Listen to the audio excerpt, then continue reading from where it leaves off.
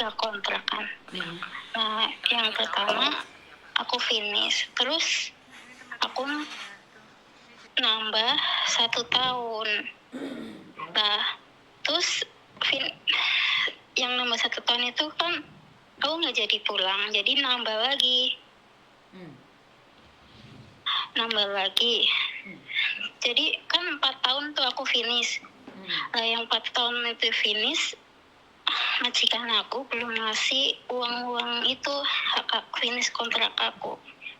Lah ini kan kontrak ketiga, bentar lagi kan antara 3 bulanan lagi lah finish juga.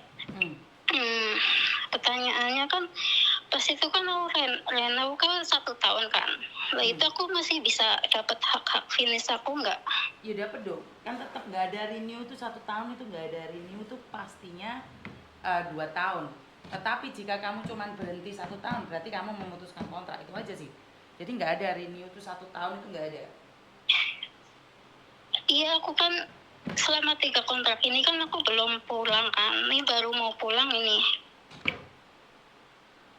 Kontrak ketiga ini. Lah ya, makanya kan bilang nggak ada renew kontrak itu cuma 1 tahun. Kontrak itu pasti 2 tahun.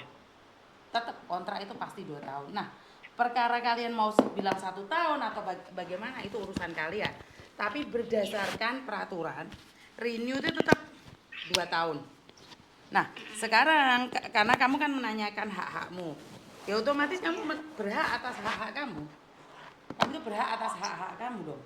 Kayak cuti tahunanmu, tiketmu, kamu itu berhak semuanya.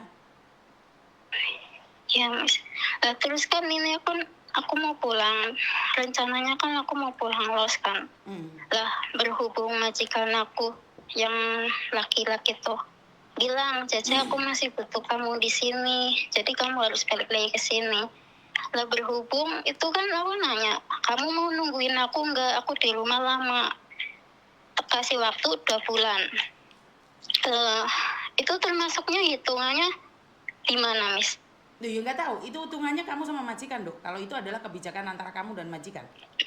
Kan kamu yang minta libur, jadi kamu ya harus membuat persetujuan dengan majikan.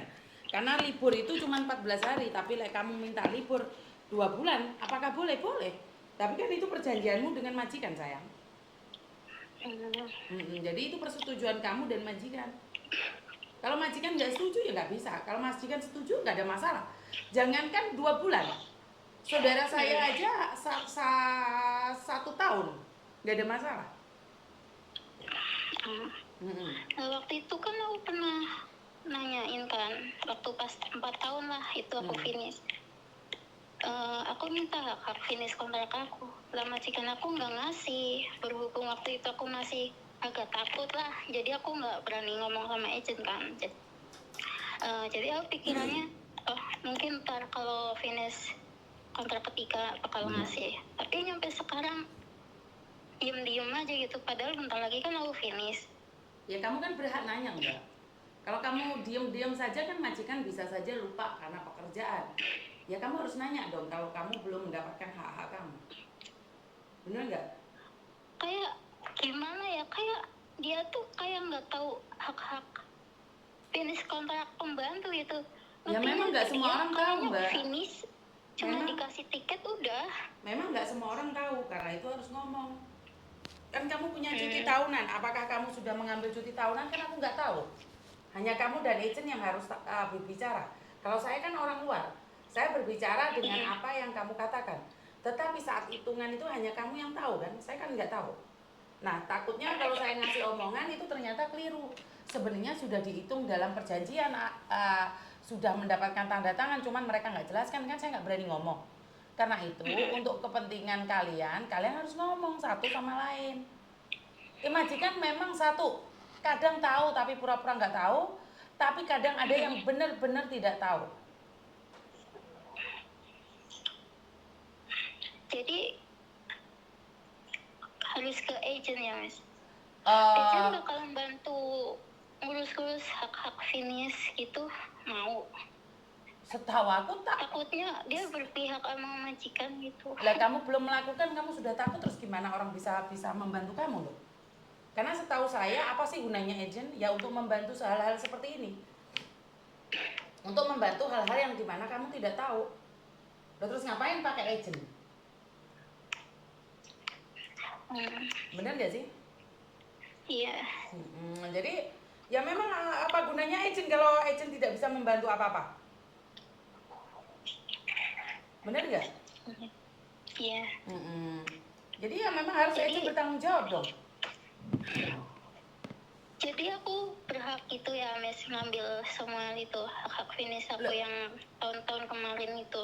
Kamu berhak mendapatkan hak kamu, cuti tahunan, tiket, terus setelah itu uang 100 perjalanan itu kamu berhak. Tapi apakah sudah diberikan dan kamu tidak dijelaskan, itu kan saya nggak tahu. Saya berbicara tentang hak kamu saja. Belum diberikan. Ya udah, kalau belum diberikan kamu berhak menanyakan. Kamu berhak menanyakan kalau memang belum diberikan. Ya. Nanti lewat ke agent. Yaudah ya, Miss, makasih. Iya, sama-sama sayang. Nah inilah anehnya, kalian tuh ada agent, kenapa sih pakai agent, kenapa sih majikan harus bayar agent? Ya kayak gini, biar kalian itu diawasi oleh agent. Tidak-tidaknya kalau kalian tidak tahu, itu agent bisa memberikan informasi-informasi yang dimana yang sebenarnya kalian nggak tahu gitu loh. Kenapa sih selalu konfirmasi dengan agent? Ya karena hanya agent yang tahu seperti apa dan bagaimana tentang keadaan tersebut. Jadi teman-teman, kalau kalian menanyakan apakah harus bertanya sama agent, iya, wajib nanya sama agent, karena hanya agent yang tahu. Kalau kalian nggak nanya sama agent, terus kalian nanyanya sama siapa? Bener gak sih? Kalau kalian nggak nanya sama agent, terus kemana kalian nanya? Oke? Jadi apa gunanya agent kalau kalian tidak bertanya sama agent ada apa-apa? Pertama yang harus kalian tanyakan adalah majikan, kedua adalah agent, dan ketiga adalah KJRI. Sampai di sini paham ya teman-teman ya? Jadi di dalam rumah majikan, kalau kamu sudah masuk rumah majikan jebret, pertama kali orang yang harus kamu tanyakan jika kamu tidak paham adalah satu, majikan. Bertanyalah sama majikan. Kalau kamu bertanya sama orang lain, mungkin orang lain tidak paham. Bertanya pada saya tidak paham apa yang terjadi dalam rumah itu. Kan saya cuma mendengarkan apa yang kamu katakan. Tetapi jika majikan tidak bisa diajak bicara, datanglah ke agentmu. Karena agentmu lah yang tahu antara kamu dan majikan seperti apa dan bagaimana. Dan seandainya kamu sudah tidak bisa bicara lagi dengan majikanmu, sudah tidak bisa bicara lagi dengan agentmu, langkah yang harus kamu ambil adalah ke KJRI. Ke KJRI, karena ke KJRI itu adalah membawa dua negara antara Hong Kong dan Indonesia. Paham sampai di sini? Kalau kalian telepon pihak ketiga, termasuk saya, itu sebenarnya saya tidak bisa melakukan apapun. Itu secara jujur saya itu nggak bisa melakukan apapun. Yang ada saya cuma memberikan solusi, tetap kembalinya pada majikan, agent, dan juga KJRI. Influencer nggak bisa membantu apapun, cuma bisa memberikan jalan seperti ini, seperti itu. Tetapi yang bertanggung jawab tetap kamu sendiri. Nggak ada orang lain yang bertanggung jawab atas dirimu kecuali dirimu. Nyaman di sini paham ya teman-teman? Jadi jangan percaya kalau diojok-ojoki sama orang bahwa oh tanya aja sama ini sama itu. Nggak, kalian pun nggak bisa nanya sama saya. Karena saya tetap akan kembali menanyakan pada agent dan juga kepada KJRI. Jadi tetap selesaikan masalah kalian secara independen, itu lebih baik. Secara mandiri, bukan berarti arogan dan tidak sopan, yang pertama. Dan yang kedua, selesaikan itu bukan berarti kita harus berkuar-kuar di media sosial. Apalagi kalau kalian berbagi di Facebook, di YouTube, di TikTok, atau di media-media sosial yang lainnya. Ya, kalau orang yang bersimpati pada kalian, mereka akan bilang kasihan kamu. Tetapi bagi orang-orang yang saat ini mengincar kejatuhanmu, mereka akan ketawa. Dan itu pun nggak masalah, karena itu cuma hater. Bagaimana dengan sindikat yang tiba-tiba ingin membantu dan ternyata mereka hanya meraup keuntungan saja dari kalian. Jadi banyak sekali pihak-pihak yang menunggu kehancuran kalian. Teman-teman, apa yang saya sampaikan ini jadikan cerminan. Banyak sekali orang yang sedang memanfaatkan kita. Orang-orang pinter itu lagi minterin kita. Karena itu jangan tunjukkan kebodohan kita di media sosial. Benar gak sih? Terus kalian di inbox, terus akhirnya terjadilah banyak hal yang tidak diinginkan. Jangan curhat di media sosial, karena sindikat sedang mengintaimu. Apapun alasannya, tentang keuangan kah, tentang berpacaran kah, tentang pekerjaan, penipu ada di mana-mana.